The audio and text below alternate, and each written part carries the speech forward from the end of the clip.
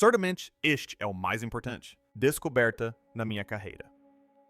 Tem sido realmente uma enorme implicação para a compreensão do desenvolvimento da civilização maia. Arqueólogos descobriram selado, câmara sob uma pirâmide maia, contendo 3 corpos com DNA que desafia a evolução.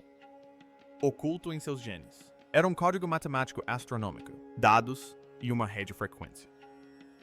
Agora, os cientistas encontraram seu meio de vida. Descendentes em aldeias remotas carregando o mesmo DNA alterado.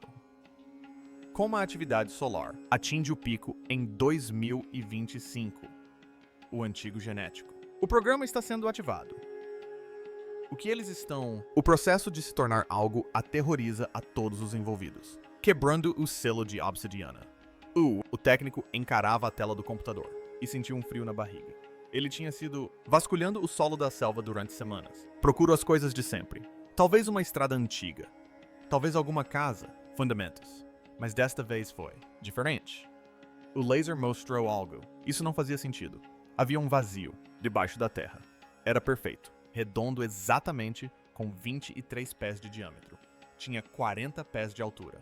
Pés abaixo de uma antiga pirâmide que estava já tem 2.000 anos. A natureza não. Funciona assim.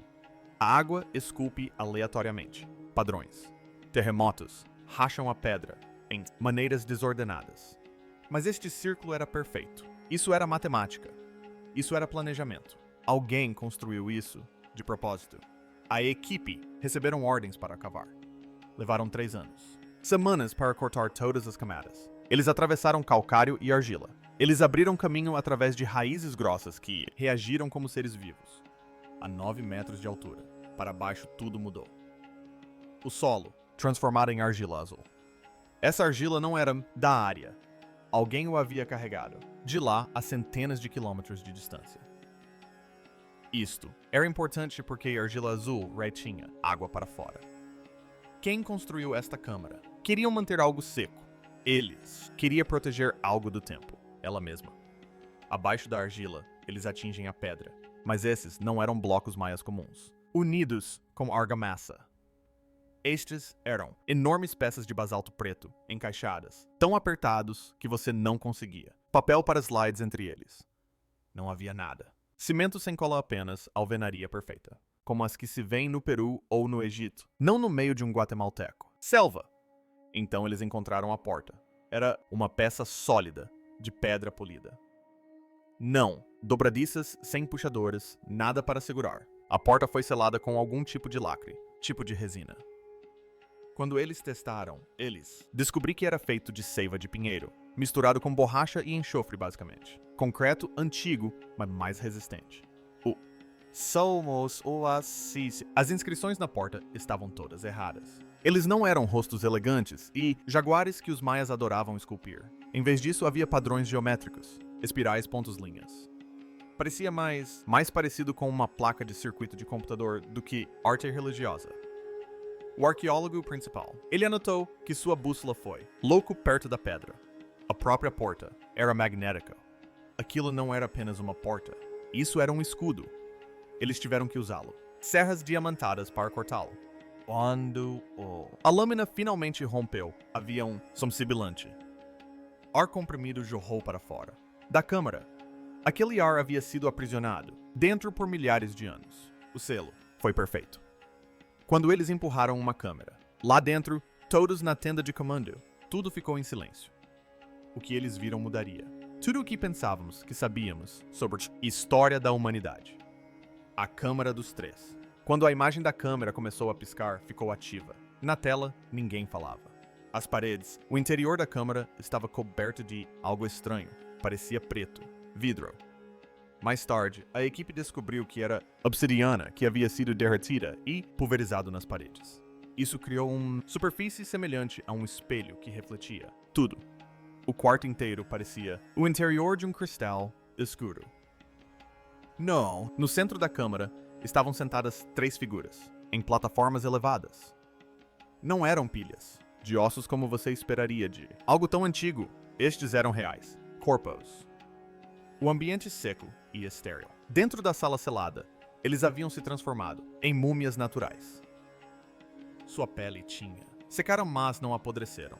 Ficaram ali, de pernas cruzadas, um de frente para o outro, como se eles estávamos tendo uma reunião que nunca terminou. Os corpos estavam cobertos com um pano que virou pó. No momento em que alguém, ao tocar o tecido, ele se desintegrou. Em nada. Mas as joias permaneceram, intactas. Havia peças feitas de jade e ouro. Havia também um metal estranho, que tinha um brilho estranho. Seja lá o que for. Esse metal nem sequer tinha enferrujado, depois de ficar sentado ali por milhares de anos. Mas a equipe não estava olhando para as joias. Eles estavam olhando fixamente para as cabeças. Os crânios estavam esticados e alongados de uma forma que parecia anti-natural. A parte de trás de cada crânio ficou, por mais tempo do que deveria. Agora, culturas antigas costumavam amarrar bebês, cabeças para mudar de forma. Mas os crânios eram diferentes. As órbitas oculares eram maiores que o normal. As linhas da mandíbula eram grossas e resistentes. Estas não, parecem humanos com cabeças deformadas. Eles pareciam outra coisa, completamente. Pareciam ser de outra espécie, tipo de ser. A equipe imediatamente, amostras coletadas. Eles cuidadosamente removeu pequenos pedaços de osso e dente, esmalte. Eles até acumulavam poeira o chão. Tudo foi esterilizado. Containers. Eles enviaram metade dos amostras para um laboratório de alta segurança no México. Cidade. A outra metade foi para uma universidade nos Estados Unidos. Os cientistas pensavam que eles estavam apenas namorando. Outra descoberta arqueológica. Eles não tinham nenhuma ideia que eles estavam prestes a descobrir. Algo que os aterrorizaria. Quando os resultados da datação por carbono chegaram, os primeiros alarmes começaram a soar. O material orgânico na câmara era aproximadamente 12.400 anos de idade. Isso a coloca em o final da Era Plínea. Essa foi a Era do Gelo. Idade. A civilização maia não. Existirão por mais 9.000 anos. O Olme ainda estavam a 8.000 anos de distância. As pessoas estavam andando por aí quando a lã, mamutes e tigres dentes de sabre ainda existiam. Caça. Eles viviam antes mesmo da agricultura. Existiu. De acordo com toda a história. Livro. Os humanos naquela época eram simples. Caçadores-coletores que viviam em cavernas. Eles definitivamente não deveriam ser. Construção de câmaras de vidro seladas com portas magnéticas. A bomba relógio genética. Sequência X. 473. O verdadeiro choque veio quando o geneticista começou a mapear o DNA. O computador exibiu uma mensagem de erro. Não foi possível sequenciar as cadeias corretamente. Inicialmente, o cientista. Pensei que talvez o DNA fosse muito antigo ou danificado, mas esse não era o problema. O DNA era muito complexo. A máquina não reconheceu o que estava olhando. Não foi possível identificar a criatura. Humano, o DNA é composto por 4 letras básicas. Os cientistas os chamam de A, C, T e G. Essas letras se organizam em padrões que dizem ao seu corpo como construir tudo, como fazer olhos, como digerir elementos, como respirar. Sobre 98% do nosso DNA acostumava ser chamado de lixo. DNA. Os cientistas achavam que era inútil. Material reminiscent de milhões de anos. Da evolução. Apenas lixo acumulado em nosso. Genes sem fazer nada. Mas nestes 3, corpos, o DNA lixo não era lixo em. Tudo estava organizado. O laboratório. Técnicos na cidade do México perceberam algo estranho. Havia um padrão, repetindo-se no não-oding. Regiões do genoma. Em um normal, no ser humano essas partes são aleatórias e desordenadas. Mas nessas disciplinas, a sequência, repetido com perfeita precisão, foi um palíndromo. Isso significa que se lê da mesma forma para frente e para trás. Eles rotulou-o como sequência X, 473. O geneticista-chefe mapeou milhares de genomas antigos em sua carreira. Ela disse algo extraoficialmente que me abalou. Todo mundo. Ela disse que parecia artificial. A natureza é desleixada. A natureza comete erros. O tempo todo. Mutações acontecem, constantemente. Mas a sequência X, 473, era impecável. Apareceu nos 3. Corpos exatamente da mesma maneira idênticos. Até a última molécula. Isso não acontece na natureza. Mesmo gêmeos idênticos têm pequenas diferenças em seu DNA. Essas 3 pessoas pareciam ter sido fabricadas. Quando a sequência foi analisada por programas de computador especiais, as coisas ficaram ainda mais estranhas. A proporção entre os pares de bases e a distância entre os padrões repetidos correspondiam perfeitamente à chamada sequência de Fibonacci. Essa é a proporção áurea. Essa é a matemática que aparece em todo o universo. Encontra-se em galáxias espirais. Vê-se em furacões. Aparece em sementes de girassol e conchas marinhas.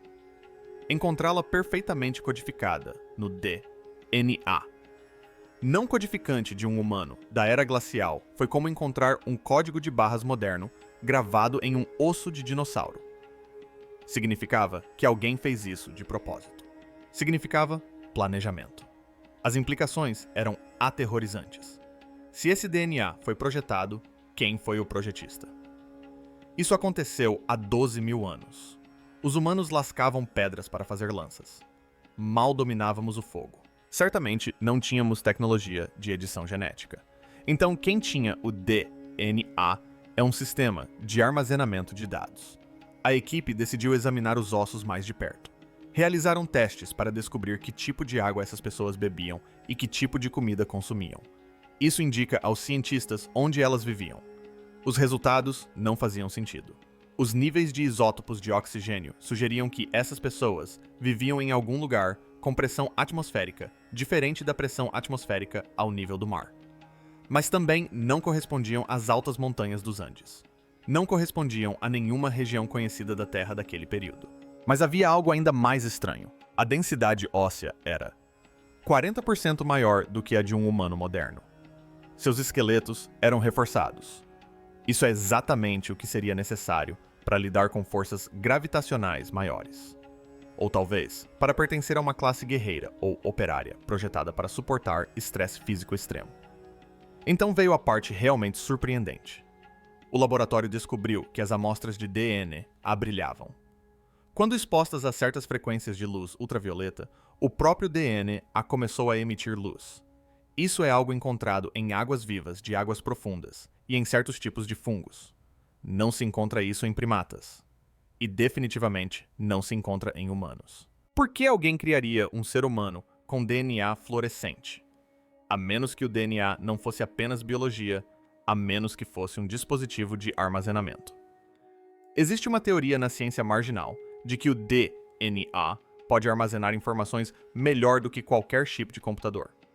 1 grama de DNA pode teoricamente armazenar centenas de terabytes de dados. Os pesquisadores começaram a pensar que a sequência X, 473, não era um gene para a cor dos olhos ou altura. Era um arquivo. Eram dados armazenados em tecido vivo. Eles tentaram lê-lo. Converteram os pares de bases químicas em código binário. Zeros e uns, como na linguagem de computador. O fluxo de informações resultante foi imenso. A maior parte parecia estática sem sentido. Mas escondidas naquela estática havia sequências de números constantes. Matemáticas valores, que representavam o período orbital de Vênus, a velocidade de rotação da Terra, a distância exata entre a Terra e a Lua. Essas pessoas eram enciclopédias ambulantes. Eram bibliotecas vivas, carregando conhecimento astronômico em seu próprio sangue. Foram criadas para preservar informações em tempos de desastre. Lembre-se da data, 12.400 anos atrás. Esse foi o período mais recente e seco. O mundo estava acabando. Cometas colidiam com as calotas polares. Inundações devastavam litorais inteiros. Se você soubesse que o fim estava próximo e não pudesse salvar suas cidades ou seus livros, onde esconderia seu conhecimento, você o esconderia na única coisa que sobrevive a tudo, a própria vida. Você escreveria seus segredos no código genético dos sobreviventes, os descendentes vivos. A história não terminou com 3 corpos em uma câmara selada. A equipe fez o que qualquer bom cientista faria, verificou se essa linhagem genética ainda existia. Eles compararam a sequência X 473 com o banco de dados global de DNA humano moderno. Esperavam não encontrar nada. Acreditavam que essa linhagem sanguínea estivesse extinta. Estavam enganados.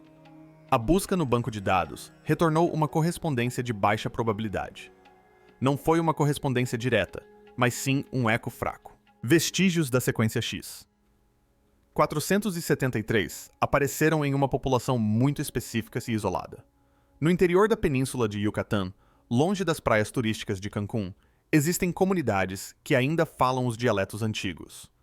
São aldeias que os colonizadores espanhóis nunca conquistaram completamente. O terreno é muito acidentado. A selva é muito densa. As pessoas que ali vivem isoladas há séculos. Os antropólogos sempre notaram que esses moradores são diferentes. Eles são conhecidos por sua memória incrível. Há anciãos que conseguem recitar histórias orais, que abrangem centenas de anos, sem errar uma única palavra. Eles têm uma resistência excepcionalmente alta a infecções virais. Raramente adoecem e possuem regras culturais muito rígidas em relação ao casamento. Eles nunca se casam com forasteiros. Agora, os cientistas entendiam o porquê. Uma equipe de campo foi enviada para coletar novas amostras. Eles abordaram os anciãos da aldeia com respeito e disseram que estavam realizando um estudo médico sobre a saúde regional. Quando analisaram as amostras de sangue fresco no laboratório, os resultados confirmaram o impossível. A sequência estava lá. Estava fragmentada e quebrada por milhares de anos de mistura genética. Mas a arquitetura central do X, 473, ainda estava intacta. Essas pessoas eram os tataranetos dos sobreviventes do Grande Dilúvio. Eles eram os portadores do banco de dados. As entrevistas com os anciãos revelaram um folclore que se encaixava perfeitamente com a ciência. Os anciãos falavam de ancestrais estelares que desceram quando o céu caiu. Diziam que seu sangue era emprestado. Diziam que precisavam mantê-lo puro para o retorno. Eles se autodenominavam guardiões do sopro ancestral. Um ancião era um homem de 90 anos que aparentava 60. Ele contou aos pesquisadores que seus ancestrais receberam um fardo para carregar dentro de si. Ele não sabia que era DNA. Descreveu-o como uma canção no sangue que dorme até que o grande sol a desperte. Isso se conectava diretamente às descobertas médicas, as TAMDs. Os pesquisadores descobriram que as células que carregavam essa sequência tinham uma capacidade aumentada de reparar os telômeros. Os telômeros são as estruturas que se projetam nas extremidades dos cromossomos. Eles encurtam com a idade. Quando ficam muito curtos, a pessoa morre. Nesses aldeões, os telômeros se regeneravam mais rápido que o normal. Eles envelheciam mais lentamente que os humanos comuns. A máquina no pântano. Mas esse dom tinha um preço. Os aldeões sofriam de pesadelos coletivos vívidos. Frequentemente descreviam sonhos com fogo caindo do céu. Viam ondas gigantescas em seus sonhos. Sonhavam com uma cidade de vidro se estilhaçando em pedaços. Os cientistas chamam isso de memória genética. É um conceito controverso, mas sabemos que em animais, traumas podem ser transmitidos geneticamente. Camundongos treinados para temer um determinado cheiro terão filhotes que também temem esse cheiro, mesmo sem nunca terem sido treinados. Essas pessoas estavam se lembrando do fim do mundo ocorrido há 12 mil anos. Mas a parte mais perturbadora não era a memória em si, e sim o que encontraram na selva. Lembram-se da anomalia magnética no primeiro sítio arqueológico, a porta magnetizada que fazia as bússolas girarem. A equipe voltou à selva e ampliou a busca.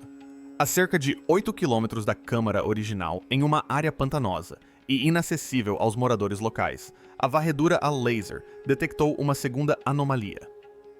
Desta vez, não se tratava de uma pequena câmara, mas sim de um anel.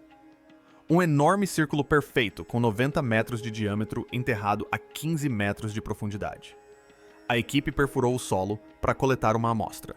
Encontraram metal não ouro nem cobre, mas uma liga de titânio, vanádio e irídio. O irídio é extremamente raro na Terra, mas é comum em asteroides. Este era um metal da era espacial enterrado na Idade da Pedra. E o metal estava vibrando. Os sensores captaram um zumbido de baixa frequência. Ele pulsava exatamente uma vez a cada 11 minutos. Era como uma batida cardíaca. A equipe instalou equipamentos sensíveis para analisar a frequência.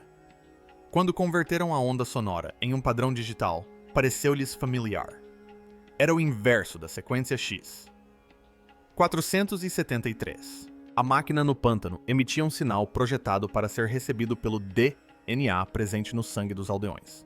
era um sistema de chave e fechadura. O DNA era a chave. A máquina era a fechadura. Então, eis a situação. Havia uma população humana com um código secreto no sangue. Havia uma enorme máquina antiga enterrada nas proximidades, que emitia um zumbido em uma frequência correspondente a esse código. A máquina estava em modo de espera. O pulso era fraco, mas registros geológicos mostravam que a atividade solar estava aumentando. O campo magnético da Terra estava enfraquecendo.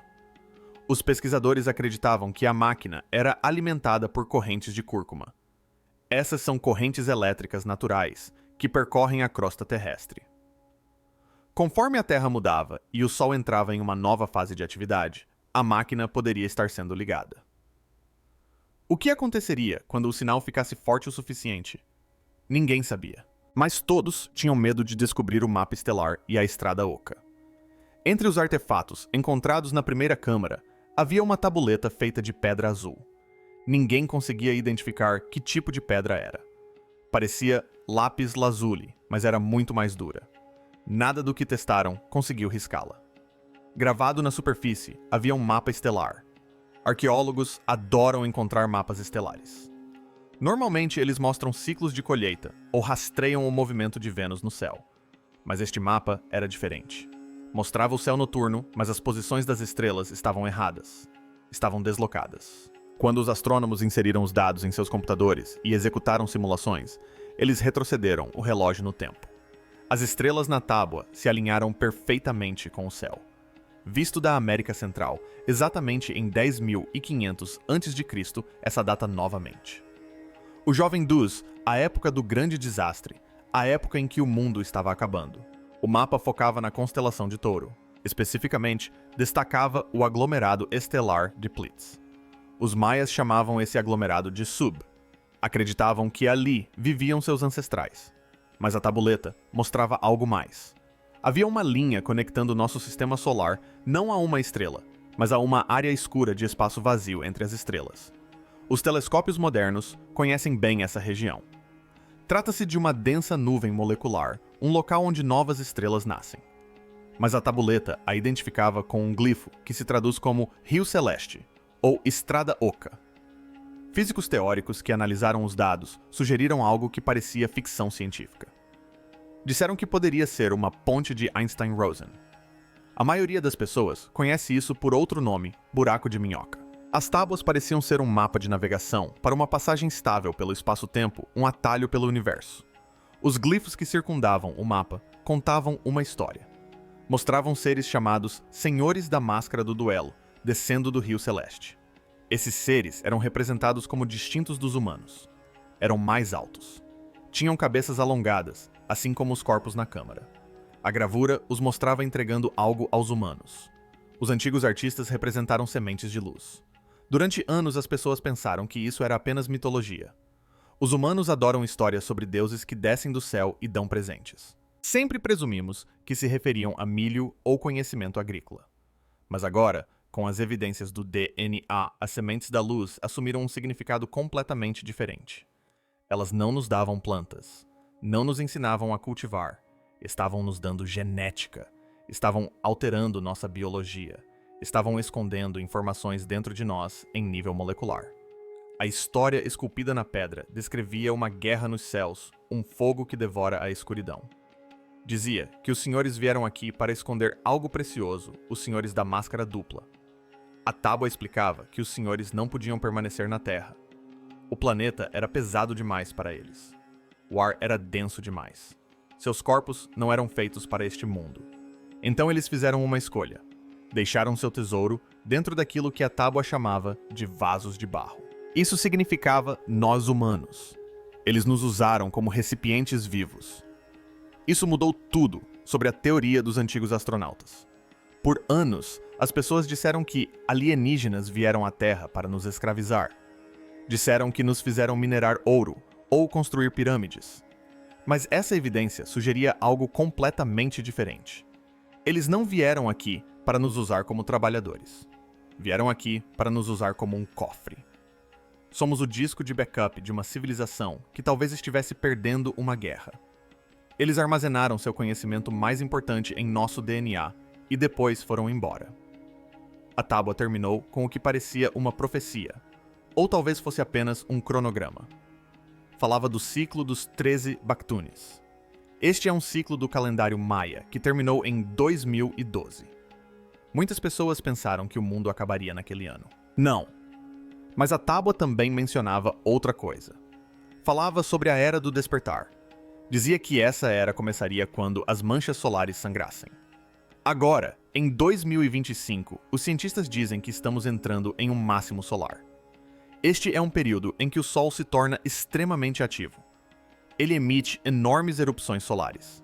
Cria tempestades magnéticas gigantescas. Especialistas preveem que este máximo solar será um dos mais intensos da história registrada. O Sol está despertando, e quando o Sol desperta, outras coisas também podem despertar. A máquina no pântano está zumbindo mais alto. Os descendentes nas aldeias das terras altas têm tido pesadelos piores. Os anciãos dizem que os sonhos estão mais vívidos agora, mais reais. Eles dizem que podem sentir algo se formando, algo chegando. Descrevem como uma pressão no sangue, uma vibração que não conseguem explicar. Os últimos testes de laboratório mostraram algo que aterrorizou os cientistas. Eles expuseram amostras da sequência Xê 473 à radiação solar simulada. Queriam observar o que aconteceria em condições semelhantes a um máximo solar. A sequência começou a se desdobrar, começou a se ativar, começou a produzir proteínas, nunca antes vistas na biologia humana.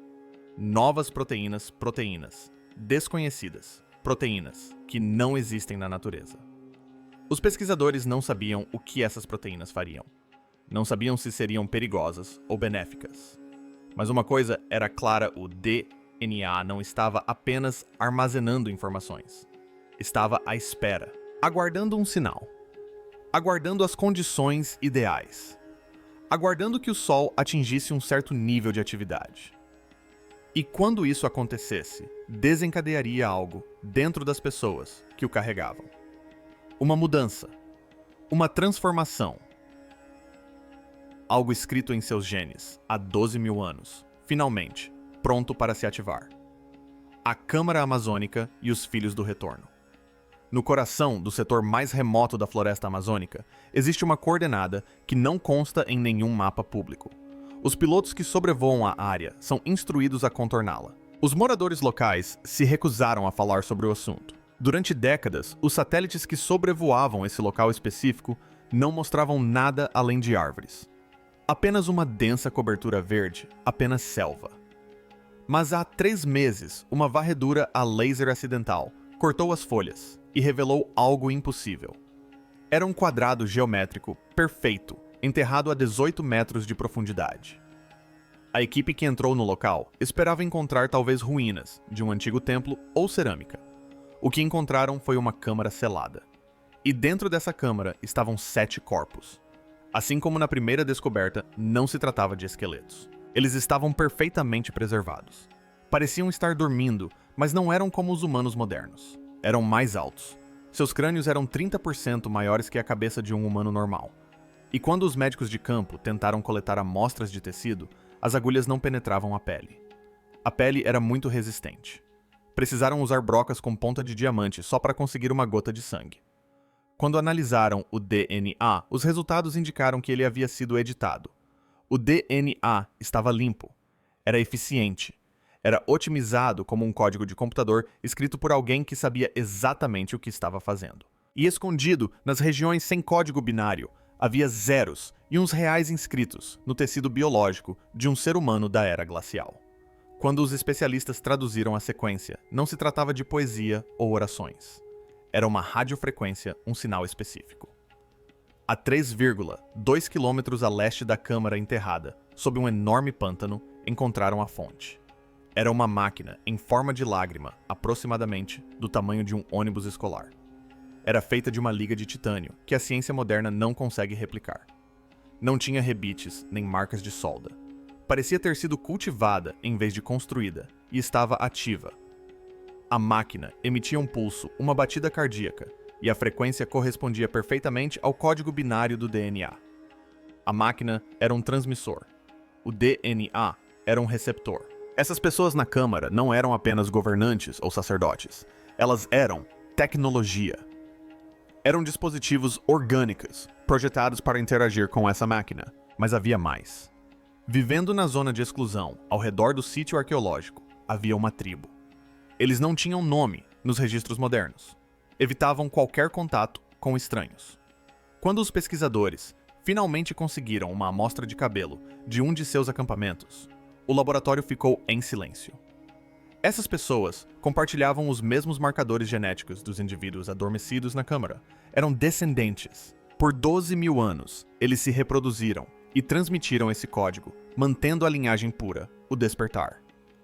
A tribo se autodenominava os Filhos do Retorno. Sua história oral contava que foram deixados para trás, para vigiar a semente metálica, até que os pais celestiais retornassem para a colheita. Eles viviam perto da máquina por um motivo. Estavam aguardando, ou talvez estivessem esperando que ela despertasse completamente. Dentro da câmara selada, o teto tinha um mapa estelar esculpido. A imagem mostrava o céu como era há 12.500 anos. Havia uma linha brilhante apontando diretamente para um corredor escuro na constelação de Touro. O mesmo lugar que fascinava os maias. A mesma região que toda a sua civilização acompanhava no céu noturno. Agora, o Sol está atingindo o pico de sua atividade. As tempestades solares estão aumentando. O campo magnético da Terra está enfraquecendo, e a máquina na Amazônia está respondendo. Seu pulso está ficando mais rápido, mais forte. Os descendentes têm sonhos intensos todas as noites. Eles dizem sentir algo mudando dentro deles, uma pressão aumentando em seu sangue. No laboratório, cientistas expuseram amostras do DNA modificado à radiação solar. A sequência começou a se desdobrar. Começou a produzir proteínas nunca antes vistas na biologia humana. Compostos desconhecidos, química estranha. O DNA não era apenas um repositório de informações. Era um programa esperando para ser executado, um interruptor biológico pronto para ser acionado. Não estamos apenas olhando para a história antiga. Estamos testemunhando algo despertar após 12 mil anos de sono. O mapa estelar não indica de onde eles vieram. Indica para onde foram. E as máquinas enterradas na selva não são relíquias. São faróis. O governo classificou as coordenadas de ambos os locais. Os cientistas envolvidos no projeto foram instruídos a manter silêncio. Mas a pergunta permanece. Os humanos foram criados como um dispositivo de armazenamento para uma raça alienígena. E o que acontece quando o despertador finalmente toca, talvez estejamos prestes a descobrir. Se você gostou deste vídeo, curta, inscreva-se no canal e clique no próximo vídeo que aparecer na sua tela.